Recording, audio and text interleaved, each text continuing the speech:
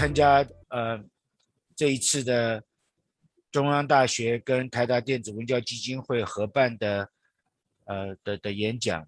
那这个演讲呢，从10年前开始啊，由台达电的创办人郑崇华董事长呢，他提出来说，由那个叶永璇老师呢说一起来说，我们来办一些除了学术的演讲以外，我们来每一年1到2个，来把世界上优秀的年轻的天文学家，请他们来台湾，跟台湾的学界互动。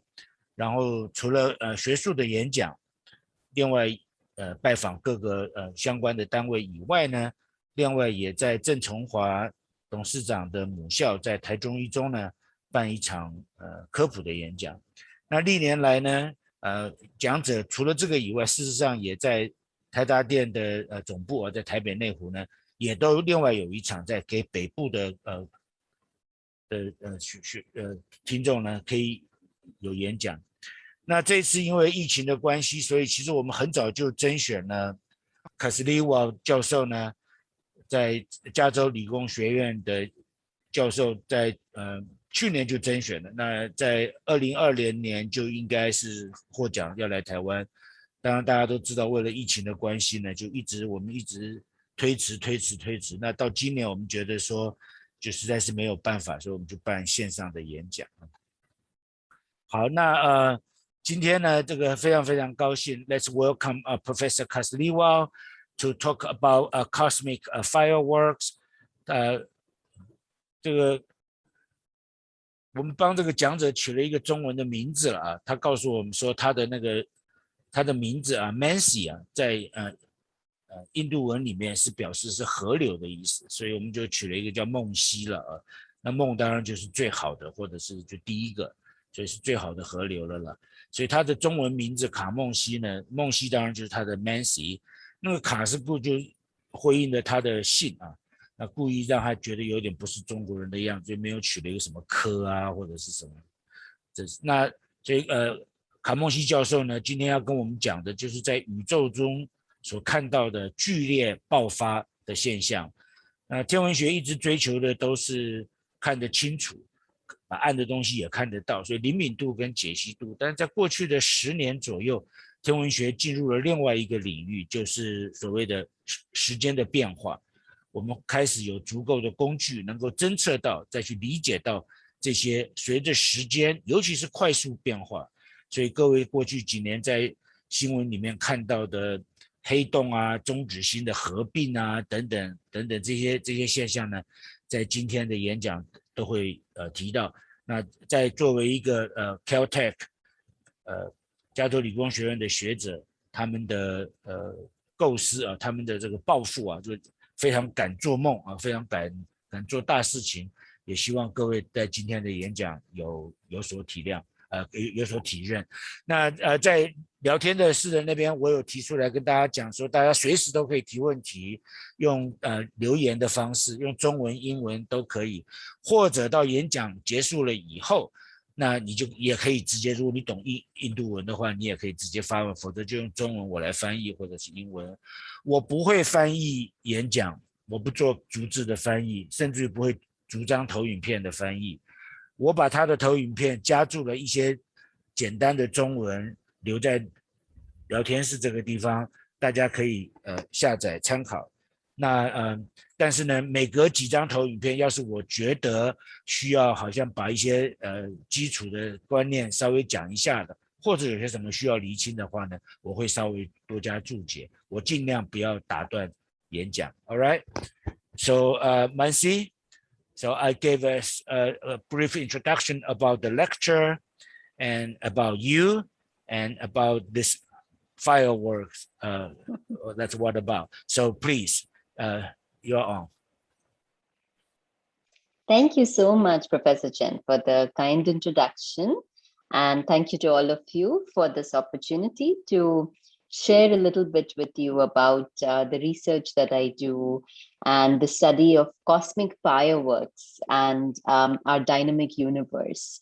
So let me begin this talk by explaining the animation that you're seeing playing in a loop in the background. So these two objects are two neutron stars, which are the remnants of very massive stars. They spiral towards each other many, many times and then come together and merge. And when they merge, a black hole is born.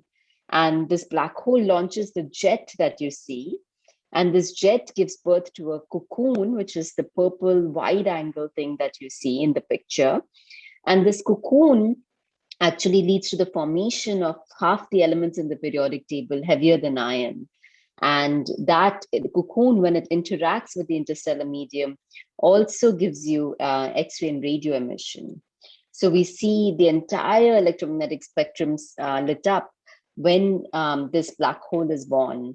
And we also see the cosmic mines of heavy elements in the single firework. So I'll tell you about this particular cosmic firework and many more over the course of the next hour here. So let me begin this talk as I begin every talk I give, and that is with the beautiful smiling faces of the students and postdoctoral fellows that I have the pleasure of working with at Caltech. This is by far the best part of my job at Caltech, is to work with this dynamic research group to study our dynamic universe. So the outline of the lecture today, there are three parts. The first is, how do we discover cosmic fireworks? How do we know when they happen? Where do they happen? How do we catch them exactly in the moment, catch them red-handed when that firework actually explodes? And then once we find it, how do we understand, how do we collect more data about it? So we like to study these fireworks, not just at one wavelength, but across the entire electromagnetic spectrum. So, so we would like to understand, how do we actually characterize these cosmic fireworks? And the third piece is, once we have all these beautiful data sets in our hand, then how do we interpret them? How do we understand new astrophysics from them? How do we learn more about the universe we live in from this rich multi-wavelength data set of cosmic fireworks? So let's begin with part one, which is the discovery engines. And for that, I'd like to take you to a beautiful mountaintop in California, in the United States of America. This is the mountaintop of Palomar Observatory. At least in my mind, it is the most beautiful place on Earth, but I'm very biased. But if you do come to California, make sure you go to Palomar Observatory. It's really beautiful. So this has been an observatory for more than 70 years. And famous astronomers like Hubble have observed in the famous George Ellery Hale 200-inch telescope that you see in the center there. And the motto of this observatory, as laid out by Professor George Ellery Hale himself, is to make no small plans and dream no small dreams. And this is on every coffee mug in the observatory. And as you know, in observatories, people have to stay awake all night. So they drink a lot of tea or coffee, whatever keeps them awake. So the idea behind no small plans and no small dreams is actually very well borne out at this observatory, because the central 200-inch telescope is actually surrounded by multiple robotic telescopes now. And these robotic telescopes are very small, but they have an amazing field of view, a very, very wide field of view. And they embody the spirit of what I like to call celestial cinematography. So usually when people come to Los Angeles, they come for the cinematography, they come for Hollywood, right? But for me, this observatory embodies making a movie of the sky. So making videos in a movie of the sky is in some sense celestial cinematography. And the way we accomplish this is, let me take you inside two domes in the observatory. So first, let me take you inside the Samuel Oschin 48-inch dome, where the Zwicky transient facility lives. And then I'll take you inside its infrared sister, which is this tiny clamshell dome behind the famous Palomar 18-inch dome for the Palomar Gattini IR telescope. So we have an optical discovery engine and an infrared discovery engine. And I'll tell you more about both of them and how they make a movie of the sky next. All right.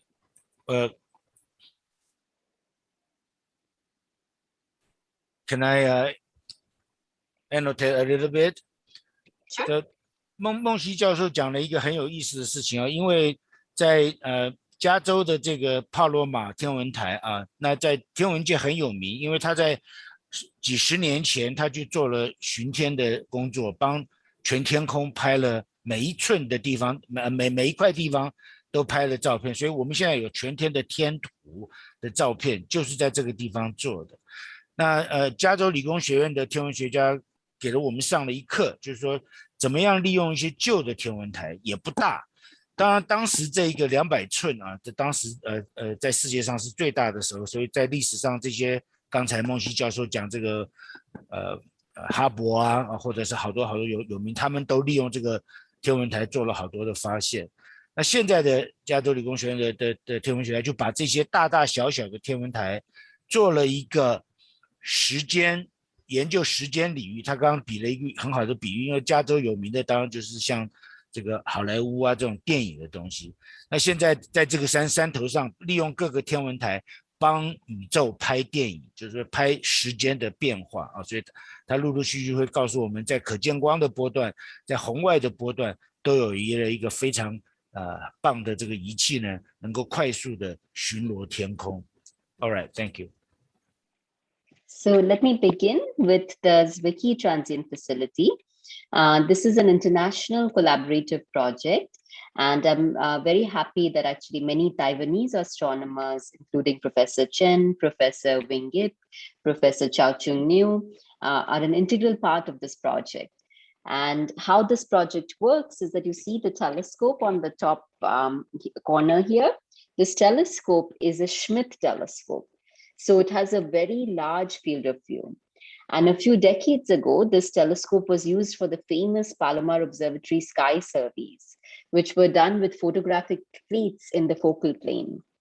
And now what we have done since 2018, so 3 years ago now, is replace the photographic plate with wafer scale silicon based charged coupled devices.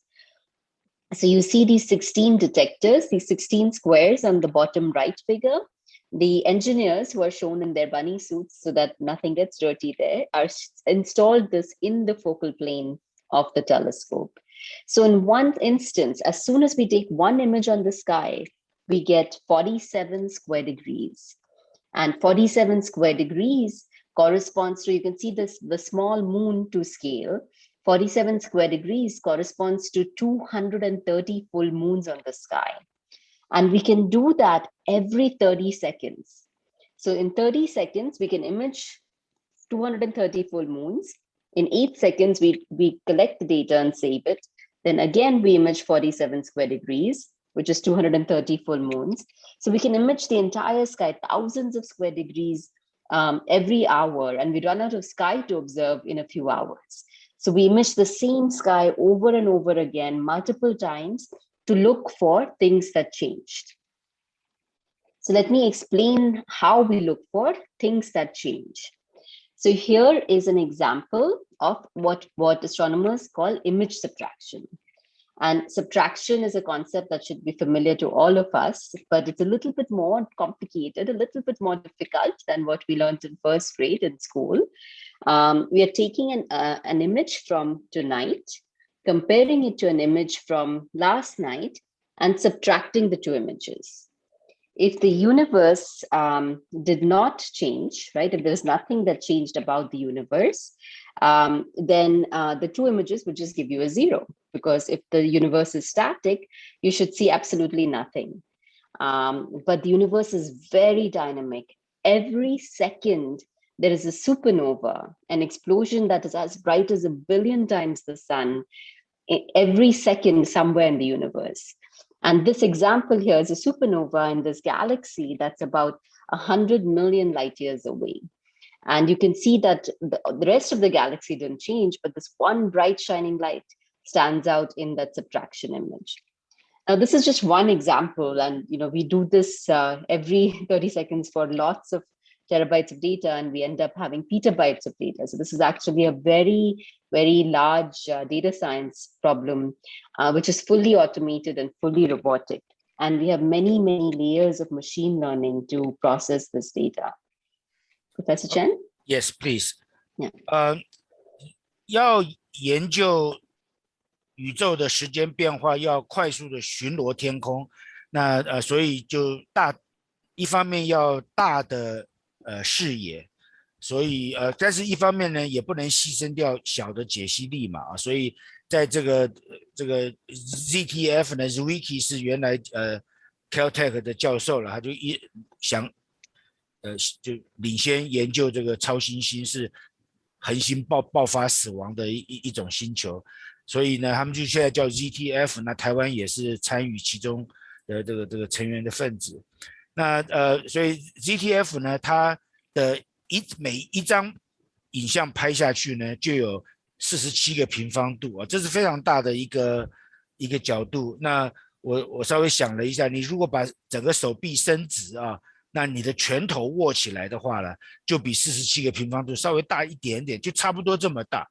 你有一张影像能够这么大，你才能够很快的巡逻一次。那你巡逻了下一次以后，再下一次以后，你把这些影像互相对减。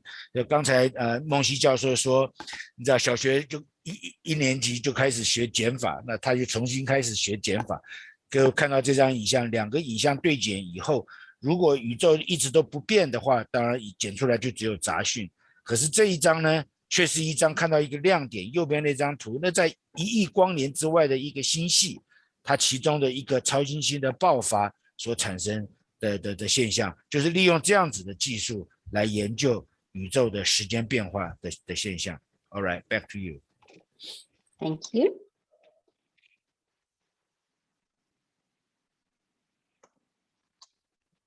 So what we end up doing is with image subtraction that's fully automated and that corrects for various aberrations like atmospheric turbulence, etc., and detector artifacts, so things in our atmosphere as well as things in our detector, is that we are able to discover new supernovae. And what you see in the movie here is where in the sky these supernovae live. And so far, we found more than 5,500 supernovae in just the last 3 years through these processes. And on the left, you see magnitude limited search, and on the right, you see a volume limited search. So the blue dots that you see, these are supernovae that come from the deaths of massive stars. So these are supernovae that are called type 2 supernovae. And the red dots that you see are supernovae that are obliterating white dwarfs that are completely exploded. So with these two major flavors and many other more detailed flavors, we find these various supernovae. All right, Mansi, I think there's a question that you should answer right now. The question is, will aberration cause problems in image subtraction? 问题是说，这个影像的光学的一些变形啊等等这些会不会影响到影像对减产生问题 Please. Absolutely. I mean, this is a great question because that is why the image subtraction process is so difficult. Because imagine from night to night, the weather is different. So because the speed of the wind is different, there's a little bit of clouds. The shape of the star, the shape of the point spread function changes from night to night. So what we have to do is a complex convolution process by which we very optimally figure out how to match the star shape in the detector tonight to the star shape in the detector from last night. And this can be a lossy process because you can, if you don't do this optimally, mathematically optimally, then you could hide in the noise a faint transient in a bright galaxy.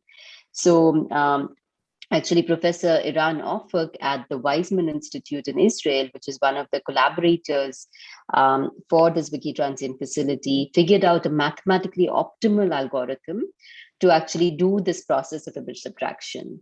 So I encourage you to read more about these algorithms. It's a very interesting mathematical problem to do the image subtraction correctly. Right. 对，当然会。这个，就你今天看了一个镜子，跟昨天的看你自己有没有变形，这有的时候会是镜子的问题啊。所以很高兴有这个问题，是说不管是大气或者是光学不同的望远镜或者不同天得到的影像对减，当然这不是直接的数学上拿来对减，而是有很多很大的数学问题。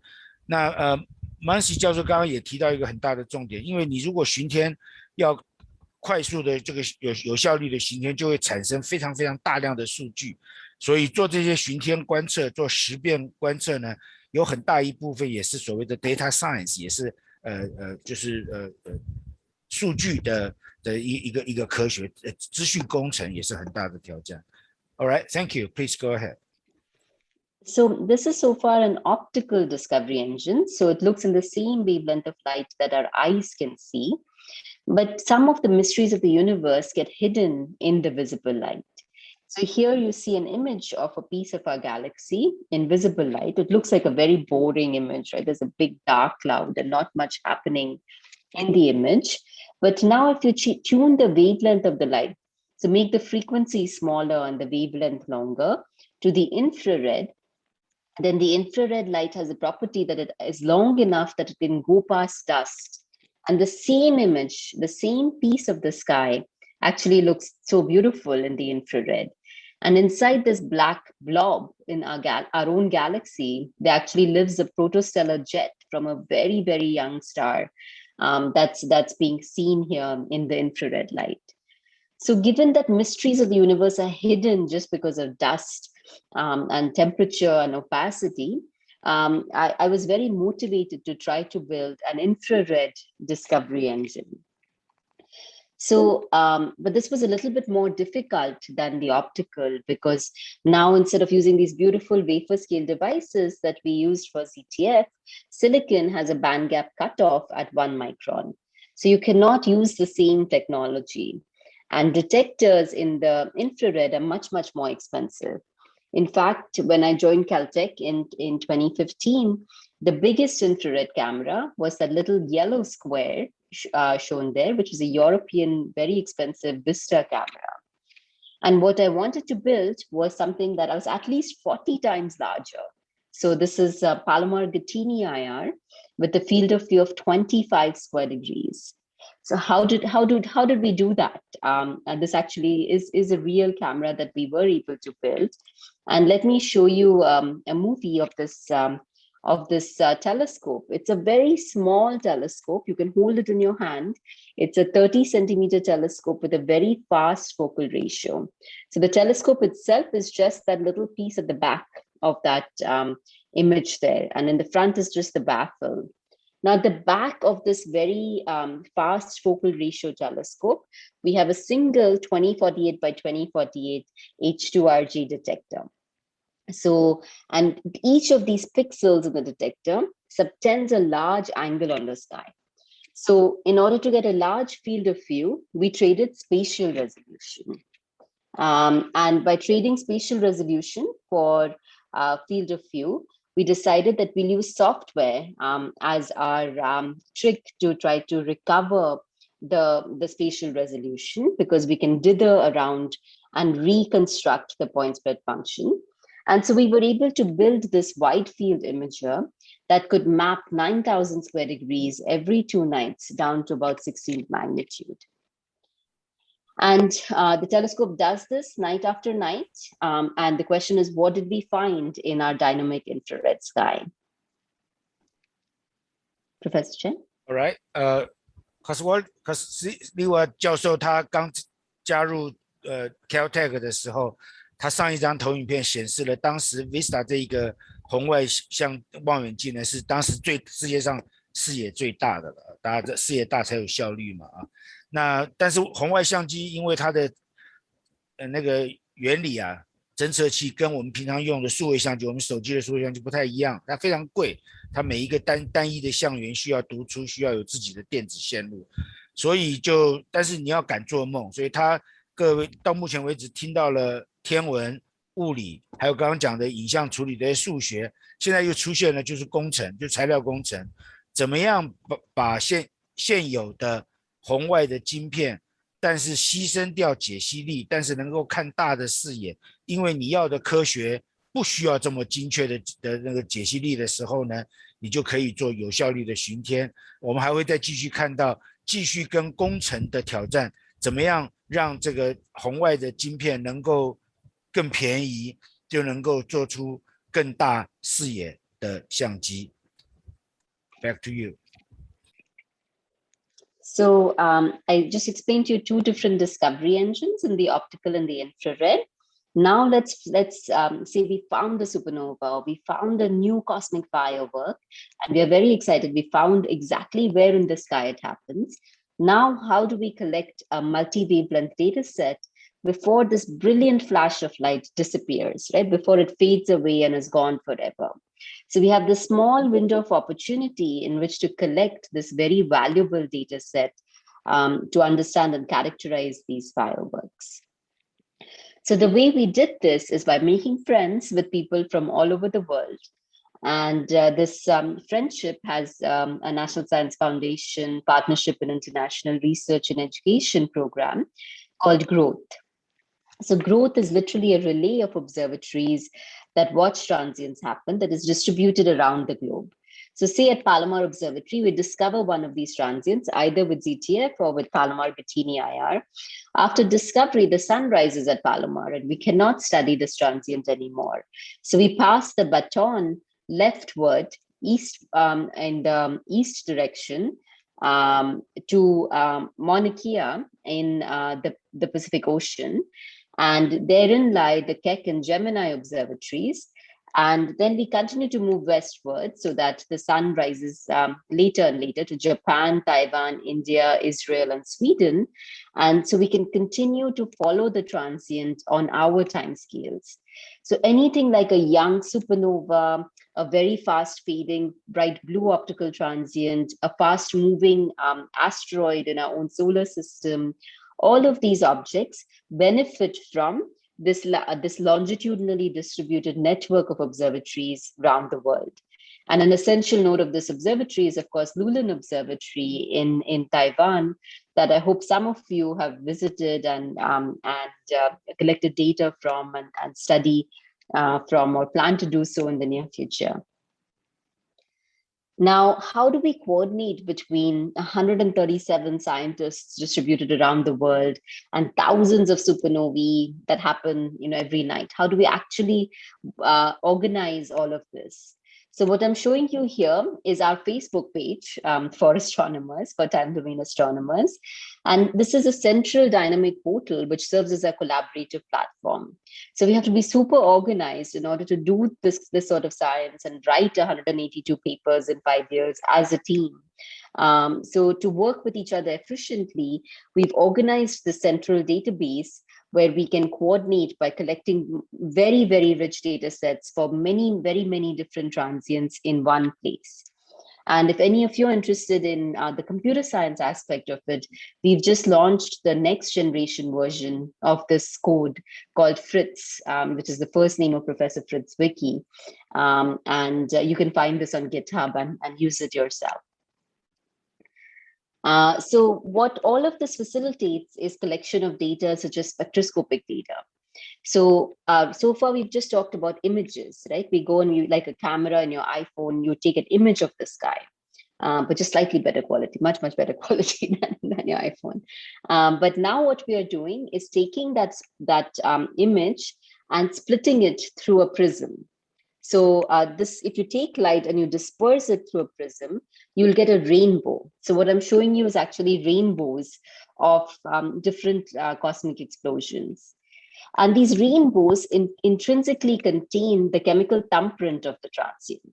They tell you whether there's hydrogen in the system, helium in the system, silicon, sulfur, or maybe even heavier elements. So spectrum really is truth, to quote a very famous astronomer, Professor Bob Kirshner. Yeah. So we combine all of this information to then apply it to the astrophysics, to learn about what we know about the universe. Professor Chen. 好，第一部分讲完发现了以后，第二部分就是说怎么样能够知道这些特异的天体有哪些性质，所以孟西教授先讲了一个计划叫 Growth 那当然那是一个全球联测包括我们台湾的陆林天文台在内，就是大家如果一旦那个Zwicky 那边或者是那个红外的那个巡天发现了特异的天体变亮了以后，怎么样能够让在太阳出来之前，大家轮流当晚上呢来做接力的观测，所以这样子的接力观测这个所谓的全球联测呢，就变成是非常重要的一部分。那刚才结束的那一个部分就讲这个 characterization 怎么样去塑性，怎么样我们怎么知道一个爆发的天体除了变亮以外还可以知道什么？当然重要的就是光谱，就好像不光知道一个人的长相，我们还知道他的指纹，对吧？我们知道它的特性、内部的性质。光谱就把光线按照不同的能量分开以后，我们可以知道它的成分知道它的有哪些气体压力等等等等这些事情。所以我们就进入了第三部分。一旦我们知道了这些事情以后，又怎么样能够学到什么样的物理现象呢？ Back to you. Thank you. Thank you. So let me take you now to the life cycle of a star, right? I mean, so when a star is formed, you have a stellar cloud that collapses, and you form not just one star, but many, many stars. So most of the stars are sort of like our sun, about a solar mass, a few solar masses, and a small fraction of stars are more massive than that. So if you're a small star like our own sun, then you follow the top track in this diagram.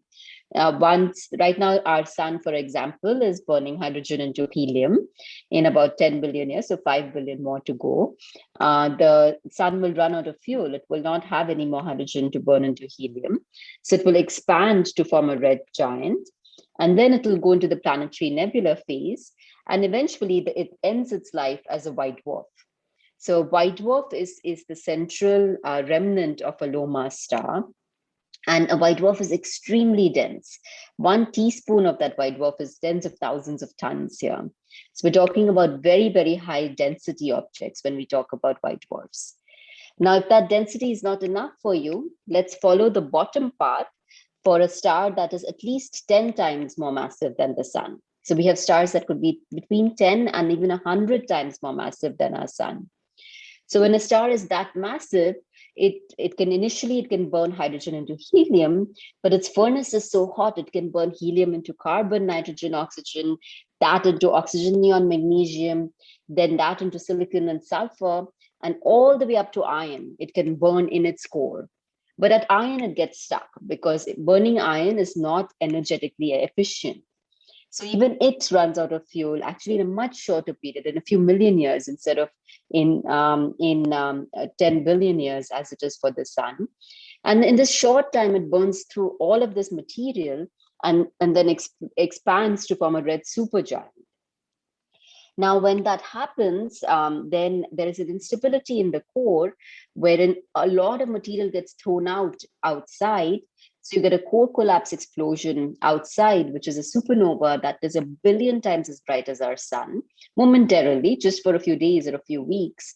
And inside, the core collapses to form a remarkably dense object known as a neutron star. So a neutron star is dialing up the density in a white dwarf by 1 billion times more. So you can no longer hold that fiducial teaspoon or even imagine it because it's so heavy here. And in some stars, even in the neutron star is not able to sustain this balance between this push and pull between degeneracy pressure, the quantum mechanical force, and gravity. So much material falls back into the core that you could actually form a singularity, a gravitational singularity, which is a black hole. And in some cases, which is the bottommost arrow there, very, very special cases for the most massive stars, you could have a superluminous supernova that gives you a remnant which due to pair instability, the pairs actually annihilate and you end up with no remnant at all. There's just nothing left behind. The entire star is gone and dispersed. So this right column that you see here, which is white dwarfs, neutron stars, black holes, these are the ones that give you some of the most amazing cosmic fireworks that I will speak of in the rest of the lecture today.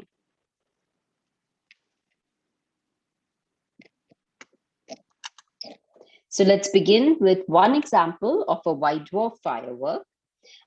So here you see a movie of a white dwarf in a binary system. So it has a companion, and it's starting to steal material from that red giant companion. And as you can see, when it starts to steal material from the companion, this extra material is unstable. It cannot, the quantum mechanical degeneracy pressure cannot balance gravity, and this extra material burns on the surface of the white dwarf. And if this material burns on the surface of the white dwarf, you get a classical nova explosion. And these are exactly the kinds of explosion that we found with that infrared discovery engine that I mentioned to you before, the Palomar-Gattini IR project. And we more than doubled the discovery rate of classical novae, which were previously just hidden in dust. So you can see here, when we did the A minus B equals C subtraction, there's this bright luminous source. And the source is about a few million times the brightness of our sun, and is a classical nova where you have some burning on the surface of the white dwarf that is giving you this explosion. Professor Chen. Yeah, 刚才有一张投影片，我有请他讲的稍微详细一点。我想在座我发现可能都不太需要我讲太多，我只简单的讲一点点。平常的恒星呢，是因为中间有核反应嘛，所以产生的能量让气体彼此之间互撞呢，产生的热压力跟引力平衡。可是，一旦这些燃料用完了以后，像我们的太阳就变白矮星了。所以它第一部分讲到的是白矮星所产生的这个烟火就这些爆发的现象。那其中有一种就是当已经死掉的太阳叫做白矮星，那可是它的伴星呢，如果有物质掉在它的表面上了以后呢，它又能够引发核反应。那这种在中文就叫做新星，以为是新诞生的恒星，其实是回光返照以后又亮出来的东西。那个孟西教授在这张投影片就告诉我们说，在这个 Panama 的这个 Gattini 这个红外的巡天呢，因为这些星星它会产生很多尘埃，它那个爆发以后，它尘埃就把它自己挡住，所以在可见光看不清楚。那因为有了红外的巡天了以后，有了这个新的工具以后呢，他们就起码增加了2倍，可以发现这些星星爆发的现象。Back to you.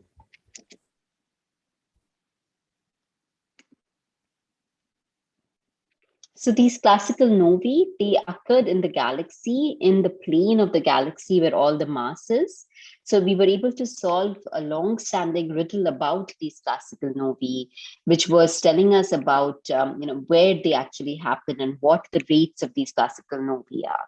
So we had found the missing classical novae, much to the relief of people who had been studying this for decades and not found these classical novae before. So that was the example with white dwarf fireworks. Now let me give you an example of a neutron star firework. I told you a little bit about it on the title slide with the animation. Now I want to tell you a little bit more depth about this binary neutron star merger.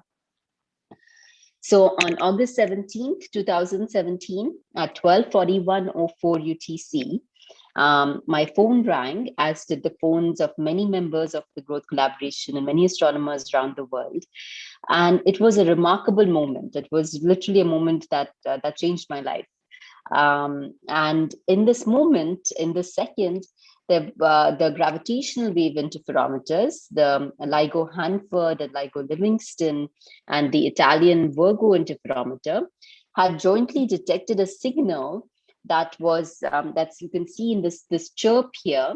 The signal was 100-second long, very loud signal as far as gravitational waves go, where 2 neutron stars had spiraled towards each other. And as you see that frequency go up all the way, that is the merger of 2 neutron stars. So never before had we seen the merger of 2 neutron stars.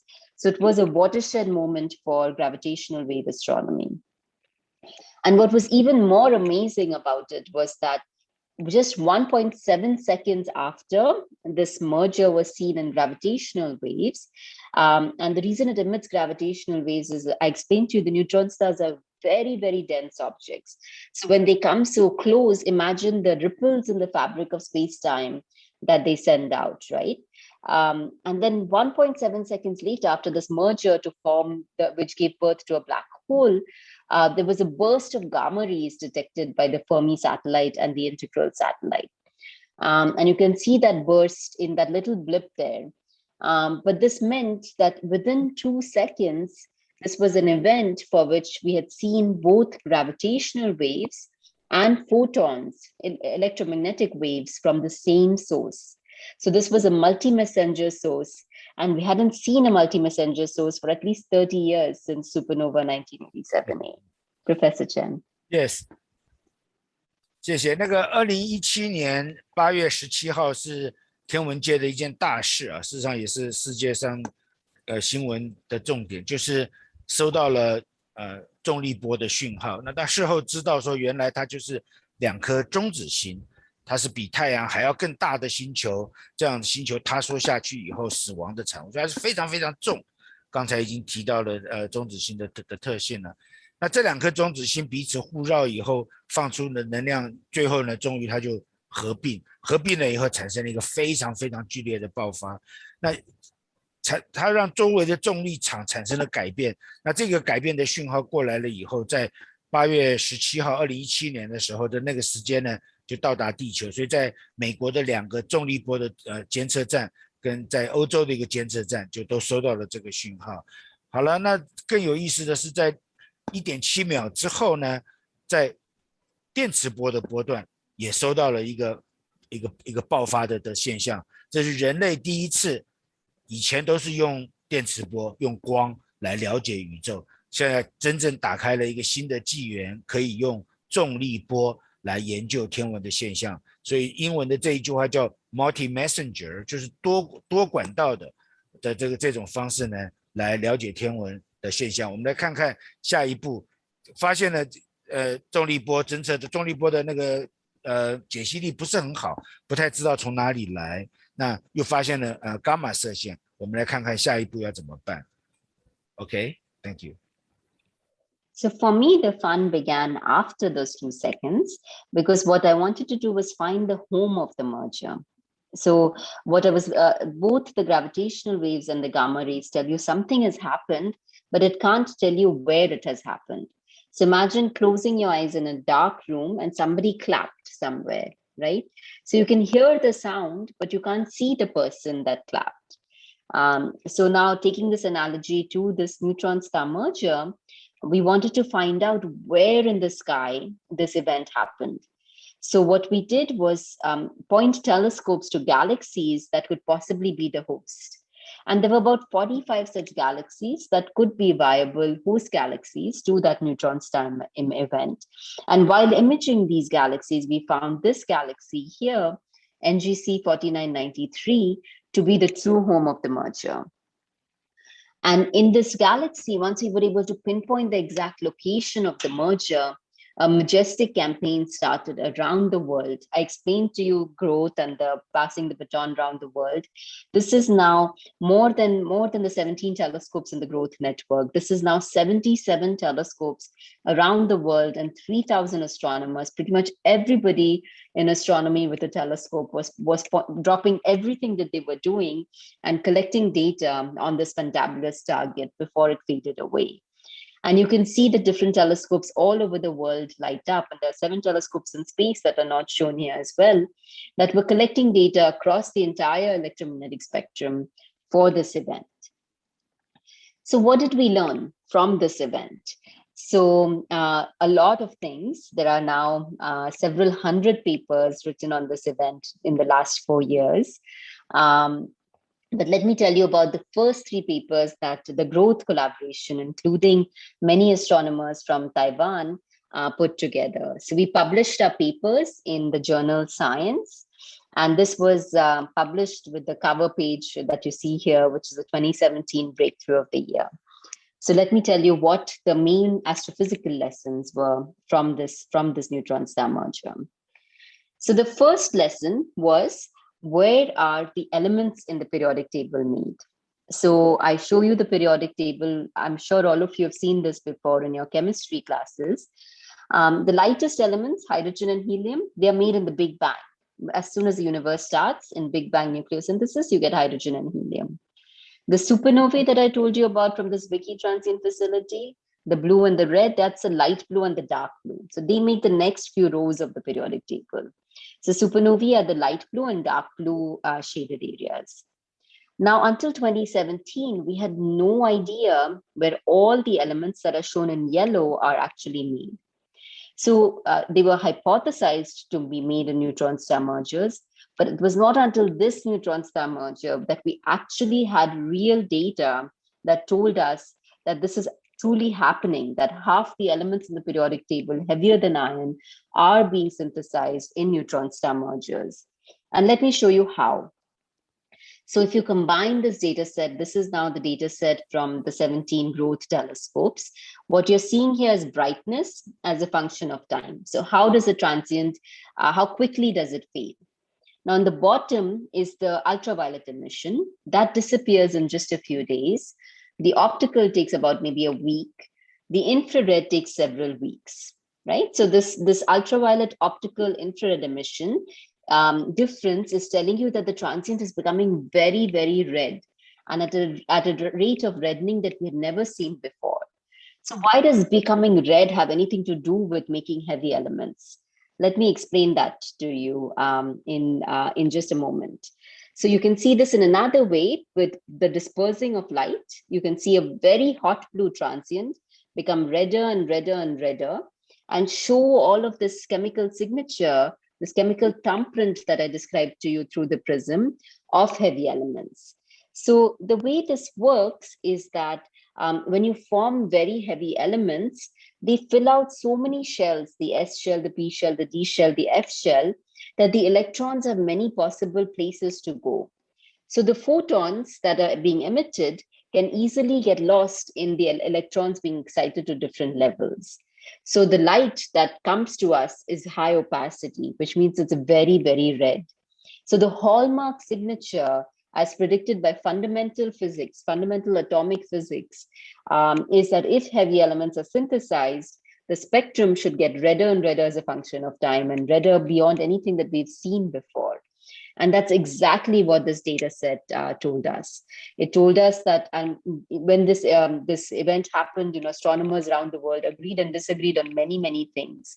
But one thing that they agreed on was that heavy elements were definitely synthesized in this neutron star merger. Professor Chen. All right, this is so significant. So let me explain a little bit. 这一部分是说实在是非常精彩哈，我自己觉得这一部分是很棒的。那个在2017年的那一次的重力波事件，有关于两个中子星合并的这个事件，那当然就产生了很多科学，但是很大的一个发现。那这个Kasliwal 教授呢的当时在3篇重要的文章里面呢，一个是讲无线电波，一个是讲高能。第3篇文章，那其实把可见光跟红外线的发现，然后整合起来，然后把各波段电磁波的发现摆成一个就解释吧。那所以是为什么对他来讲，他说他这个事件影响了他的一辈子啊。那个我觉得很棒的是这个周期表，你总觉得周期表是在化学的课里面学的，那事实上天文学家居然有可以发言啊。那这个铁这个东西啊，是第26个元素。这个铁之前的元素都是由核融合，就是由我们都了解，在太阳在恒星的中间呢，就可以产生这些东西。可是铁之后的元素啊，因为铁这个是把自己绑得最紧的一个抓得最紧的原子核，所以铁之后的这些所谓的重元素到底是哪里来的？大家一直觉得都很奇怪，就是说超新星爆发的确会给你一些能量，让你产生融合这些比铁复杂的元素，可是更后面的刚才周期表上面有些那些黄色的那些东西，就觉得很奇怪，它到底来源是什么？虽然理论一直预测说，如果中子星的合并，它可以产生非常巨大的能量，比超新星还要来得大的话，它就有可能，但是一直都没有证据，一直到2017年的这个，的确活生生的看到重力波的合并，然后孟西教授又解释了说，他们在观测上除了亮度变亮以外，事实上你观察它光谱随着时间的变化，就最后这张投影片这个动画的这一张，你的确看到了一些元素产生出来了。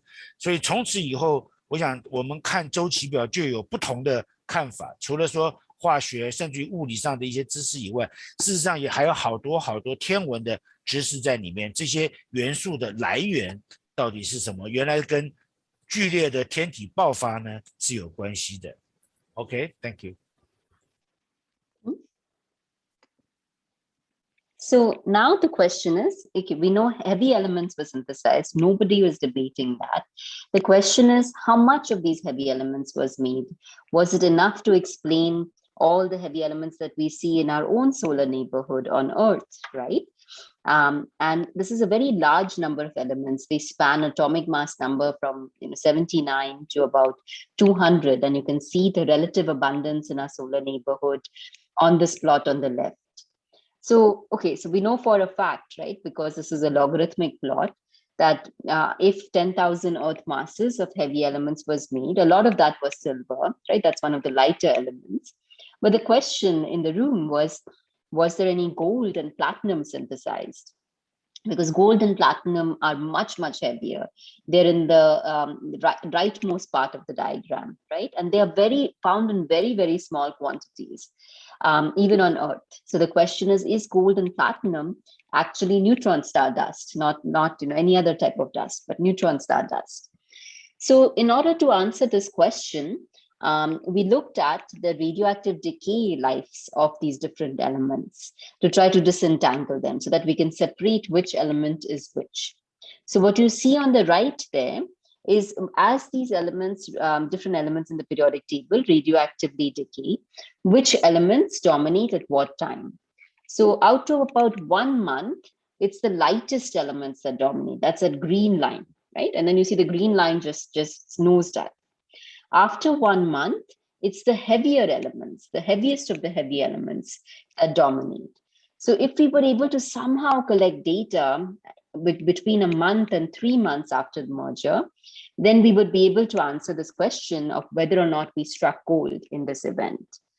Now, the sun was a little bit of a party pooper and a spoiled sport in this game, because 3 weeks after August 17th, 2017, this event went so close to the sun that none of the telescopes, none of those 76 out of 77 telescopes was able to continue to observe it from the ground. But there was one telescope in space, NASA's Spitzer Space Telescope, that was able to get 2 data points at 43 days and 74 days after merger. So this was in that window of opportunity where the heaviest of the heavy elements shine uniquely.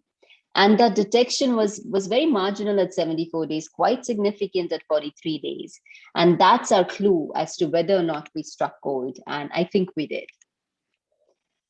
So using this data, we can model it and try to understand which elements out of these dominate the emission at late time. And there are 8 elements that I circle in red here that have the right half-lives and beta decay heating rates that were likely dominant in this neutron star merger. So that brings me to the question of, is this the only place where all these heavy elements are made? That's a lot for 2 neutron stars to do. Are there any other black hole fireworks that could do this and produce these sorts of heavy elements by similar nucleosynthesis methods? And one obvious place to think about this is neutron star black hole mergers. So let me backtrack a bit here. So in 2015, the Nobel Prize in physics was given for the discovery of merging black holes. 2 very massive black holes merged on September 14th, 2015. It took the Nobel Prize committee a couple of years to give that prize, but that's a different story. Now in 2017, I just described to you how 2 neutron stars merged to form a black hole. So I hope some of you are wondering, if 2 black holes can merge and 2 neutron stars can merge, why can't 1 neutron star merge with another black hole? So you take 1 from each and you merge them. So theoretically, that's perfectly fine. There's nothing wrong with it theoretically. But observationally, we had never seen that before. And all we had to do was wait 2 years till 2019. And these beautiful gravitational wave detectors delivered the first neutron star black hole mergers. And with these neutron star black hole mergers began an intensive search for any possible light associated with them. Would they have as bright an afterglow as the neutron star mergers, or even brighter? Do they make any heavy elements at all? And this was very, very tough because the localizations, the sky areas, instead of being 40 square degrees, were 4,000 square degrees. Nevertheless, I have brave graduate students who kept looking at the data, forwards and backwards and sideways. And I'll just jump ahead to the bottom line, which is that we did not see any sign of any electromagnetic emission from 3 neutron star black hole mergers in 2019, an early part of 2020. So what this meant was that perhaps the neutron star got swallowed whole by the black hole. So let me explain that, right? I mean, so if the neutron star comes close to the black hole, it will get ripped up and you would get a very bright infrared transient. But if the neutron star comes too close, and depending on what the spin of the black hole is and how twistable that neutron star actually is, that lambda and chi parameter actually determines whether the neutron star just falls into the black hole completely, and there's no light that escapes. And we think that's just what happened in these 3 cases. The neutron star was swallowed entirely whole by the black hole. But this doesn't always have to be the case. If the black hole is light enough and spins slow enough, then we should actually be able to see a very red source from neutron star black hole mergers. So the first 3 times we didn't have much luck. The black hole was very hungry and munched a big bite out of the neutron star, and all of it in one big bite. But now we are trying to look for neutron star black hole mergers which give you this infrared emission. And for that, we are building new detectors, new technology that will open up our dynamic infrared sky even more. So in particular, beyond the Palomar-Gattini IR project that I told you about and showed you some results from, we are building these next generation surveyors. And in fact, we just installed the Winter Telescope at Palomar Observatory in June of this year that is ready to look for neutron star black hole mergers in the summer of 2022. Professor Chen? All right, before you move to the future, let me just backtrack a little bit. 孟西教授刚刚讲的这些事情呢，都在我想2年前大概都觉得是跟做梦一样，就是说我们现在看到了白矮星产生的一些事情，看到了中子星跟中子星的合并。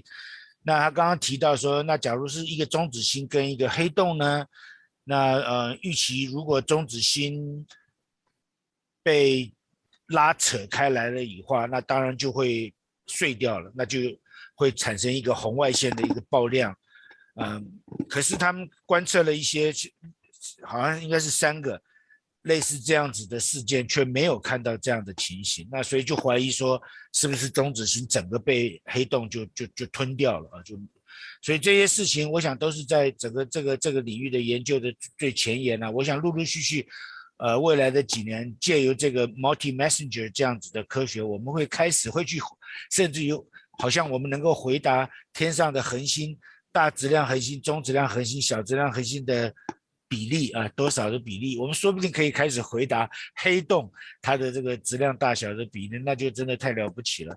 那所以现在下一个马上接下来就是要讲告诉我们，在有关于研究动态红外天空。有哪些计划 ？Back to you. Okay. So let me look ahead a little bit, just in the last few minutes here, and then I'll be happy to take questions.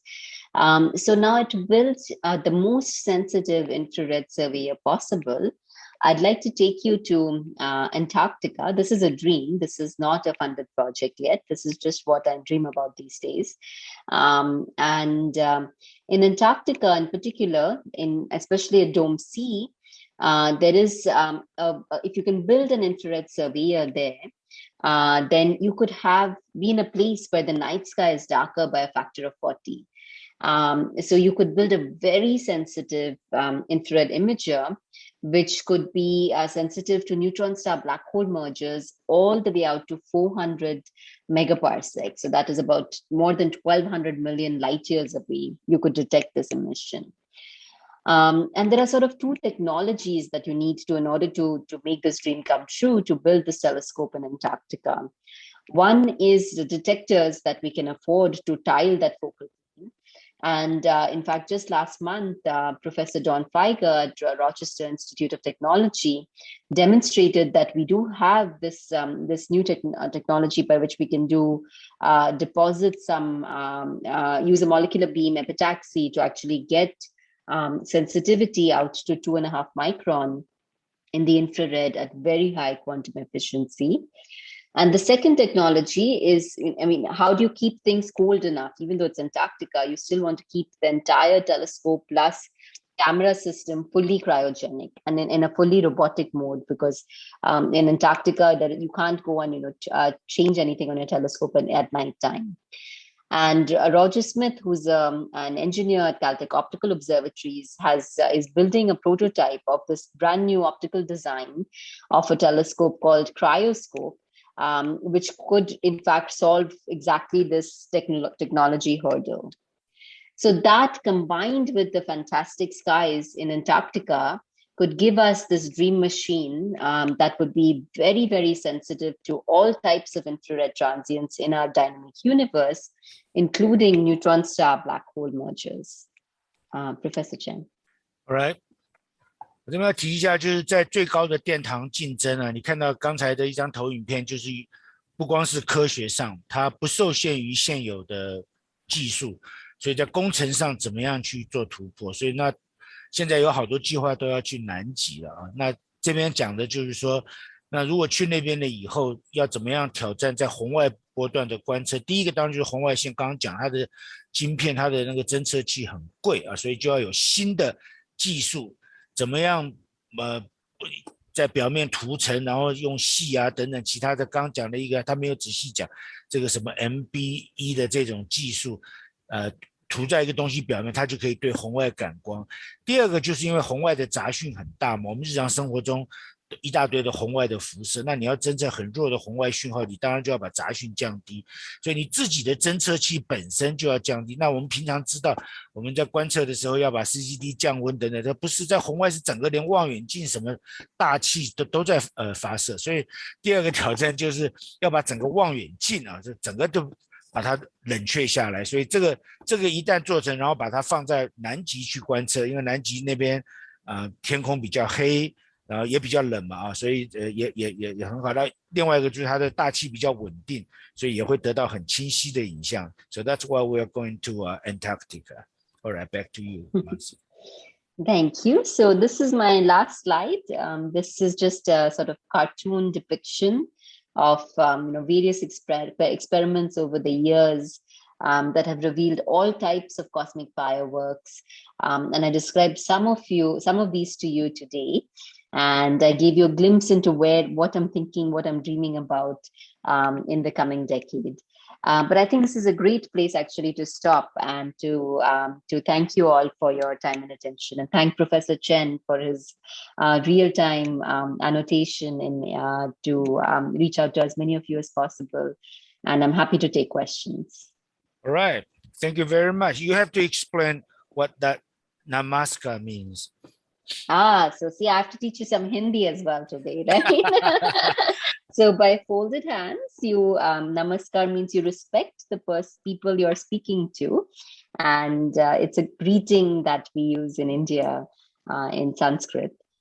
So namaha, the folding of hands is a sign of respect for the other person. Wonderful. All right. Now the floor is open, so open for questions, please. So you can just unmute yourself and ask the question to Professor Kasliwal. All right, please. We don't let her walk out easily. I'm very excited to hear your questions. So Yes, no question please. is a bad question. I encourage the students to ask questions. I have a question. Please, Ray, yes. Like when you said about the fireball thing, like, is it like during the process of merging, or is it after it merged? So that's a great question. So when the neutron stars merge, they form a black hole, and the black hole has an accretion disk. So this accretion disk, after the merger process, launches a jet. And the jet is launched instantaneously, right? But you see that 1.7 second delay, because actually what happens is that the jet transfers its energy to the surrounding medium, and then it forms this wide angle cocoon. And there's so much stuff. It's not a vacuum that the jet is launched in. If there was a vacuum that the jet was launched in, you would see it instantaneously. But because there's so much material that is around the black hole, it takes a finite amount of time to break out of that material. So for that cocoon of emission to break out, it takes that 1.7 seconds. So it's not, light and gravitational waves travel exactly at the same speed. It's exactly the speed of light. But intrinsically, astrophysically, what's happening is that because of the surrounding material, it takes finite time to break out of that material before that light is emitted and can be seen and detected by us on Earth. Thank you. What could be the reason for this jet to happen? Like, is it because of something excess or something? The reason for something like this to happen is that neutron stars are very dense objects. So they are very deep gravity wells. And if two neutron stars make friends with each other and are in this binary configuration, as they go around each other in every orbit, they're actually losing energy to gravitational waves in every single orbit. So that orbit is just decaying as a function of time. So it's inevitable that if the orbit is going to decay as a function of time, it will eventually merge. And the only question is, do we have detectors sensitive enough to see that? And how often do two neutron stars actually make a pair like this, where they're close enough that they actually interact with each other gravitationally and emit these gravitational waves in every orbit?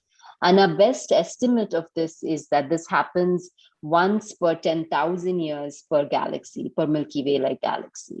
So that's sort of the rate at which you get this rare confluence of two neutron stars that are in a binary system that start to orbit each other.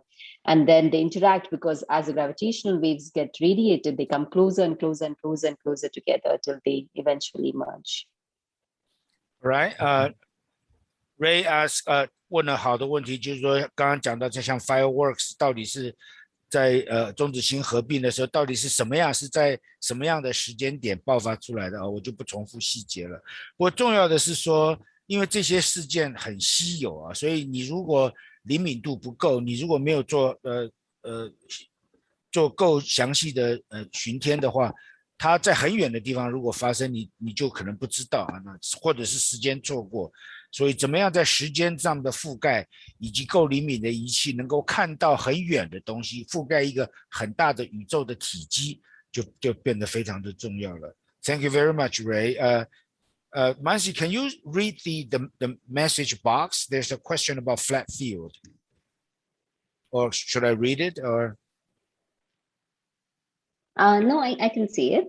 Right. So this is a question from Joshua about the flat image for large field of view in the infrared. That's a very good question. The way we make our flat field, we can't just point to a white light and make the flat field. It won't be flat enough, right? Because we are trying to, in this large field of view, we are trying to correct for pixel to pixel variations in sensitivity. So the best thing that we can do is actually use the background skylight. So we, at the end of the night, after the night is done, we take the images that we took in the night, we remove the stars from those images. We take the stars and we remove them. And then we make a sky image for every field. And then we combine all these sky images to make a master flat file. And that flat file has enough photons that are uniformly illuminated all over the detector to be able to give us very subtle differences in pixel to pixel sensitivity. So the sky flat, the super flat that we call it, is how we calibrate our infrared data. Wonderful. This is a question from an expert. All right. More questions in the chat room. It's about this spectral time variation. Yeah. So yeah, thank you for that question, Joey. So let me go back actually to that slide so I can explain a little bit better to you. So that is this slide here, right? So here what you're seeing is brightness as a function of wavelength. So the blue is on the left end and the red light is on the right end, right? So it's the wavelength of light here. So initially, as time goes on, you see that more and more spectra are showing up, right? So initially, you have a lot of very, very high brightness in the blue component at the 0.5 micron end of the wavelength spectrum. And as a function of time, it gets redder and redder, and the emission distributes towards all the wavelengths. So the bright blue component is gone, and it's actually very, very red.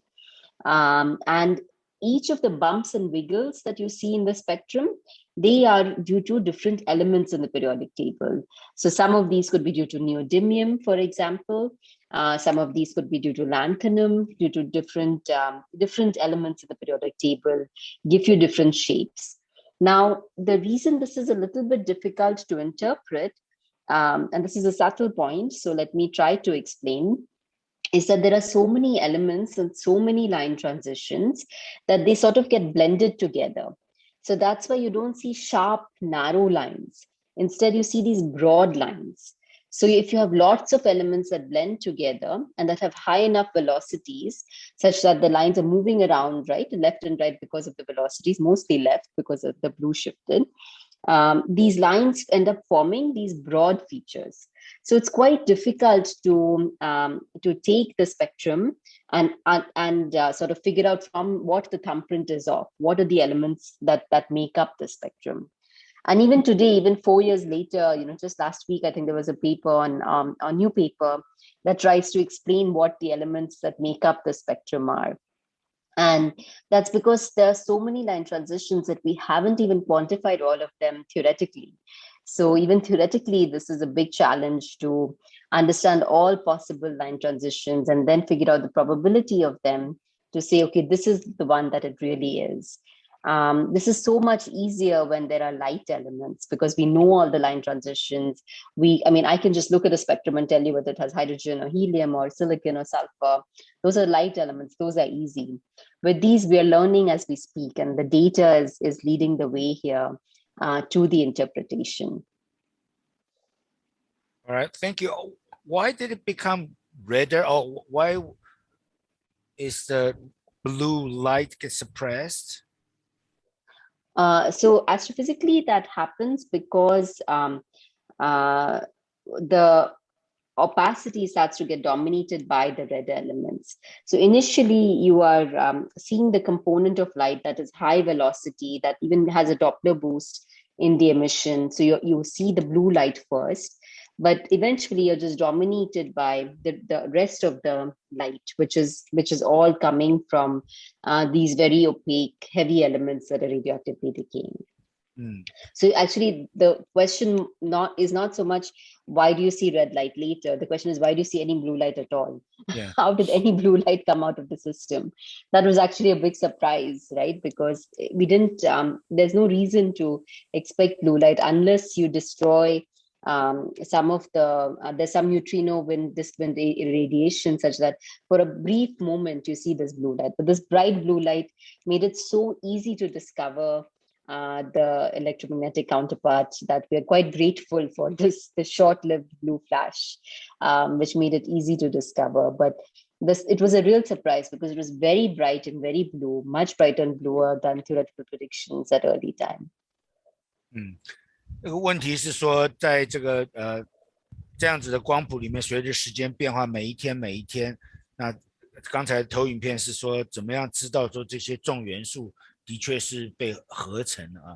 那当然这些重元素因为平常在实验室里面可以量到光谱没有问题，可是在真正在天体里面它的量很少了，所以它的讯号很弱，再加上这个产生的这个应该叫云气吧，它开始膨胀爆发出来了以后，它就有很大的杜普勒效应了，所以它的那个谱线也会变得很宽啊，很多线就会混在一起，所以实际上要分析这样的这个光谱实际上是非常困难，即使在理论上去预测大家都还很困难，所以我想应该这是就是所谓还在做，非常这个需要高灵敏度跟模型比对的问题了。